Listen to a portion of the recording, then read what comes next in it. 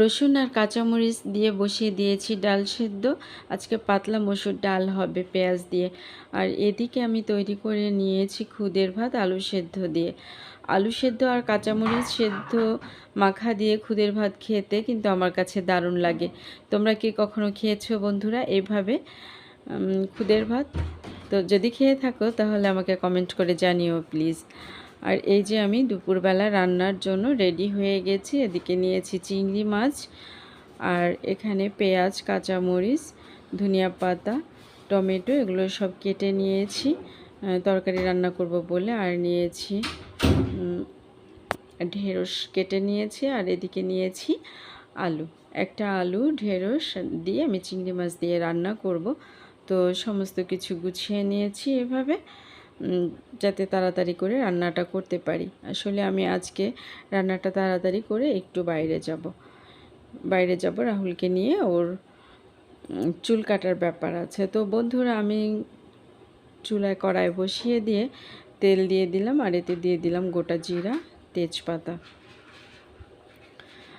গোটা জিরাটা আমাকে তরকারিতে একটু দিলে ভালোই হয় আমার জন্য, মানে আমার কাছে ভালো লাগে, সে কারণে আমি গোটা জিরাটা দিয়ে থাকি। আর এদিকে দিয়ে দিয়েছি পেঁয়াজ।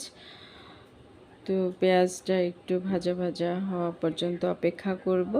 একদম লাল লাল হতে হবে না, খানিকটা মানে একটু নরম হলেই হলো। তো তারপরে আমি অন্যান্য মশলাগুলো দিয়ে দিব এর ভিতরে। গুঁড়া মশলাগুলো, হলুদ গুঁড়া, মরিচ গুঁড়া, ধনিয়া গুঁড়া, এই সমস্ত কিছু। আর ওদিকে আছে আদা রসুন বাটা। আদা রসুন বাটাটা দিয়ে আমি আজকে তরকারিটা করব। আমি কিন্তু সবসময় আদা রসুন বাটাটা ব্যবহার করি না। অনেক সময় আছে একদম পাতলা সাদামাটা রান্না করি, তো সেক্ষেত্রে আর আদা রসুন বাটাটা ব্যবহার করি না।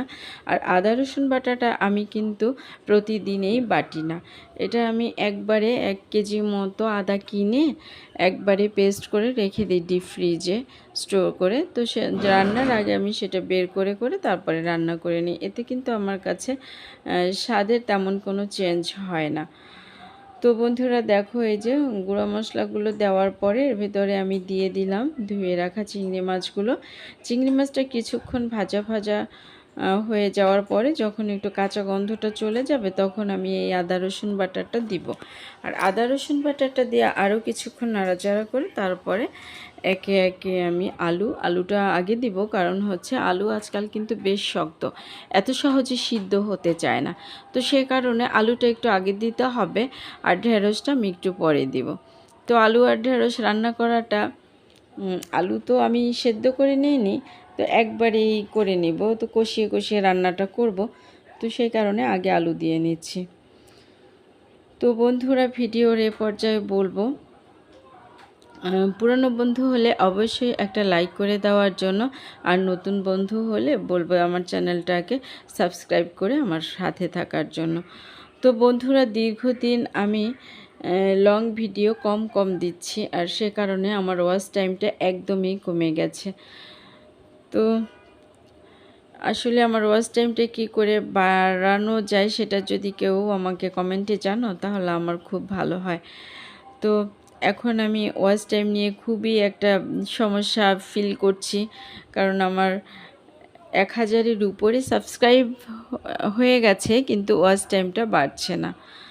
তো কি করে বাড়াবো? আমি তো মাঝে মাঝে লাইভেও আসি, কিন্তু লাইভে আসলে না, কিছু মানুষ আছে এমন আজে বাজে কমেন্ট করে যে আমার কাছে ভালো লাগে না।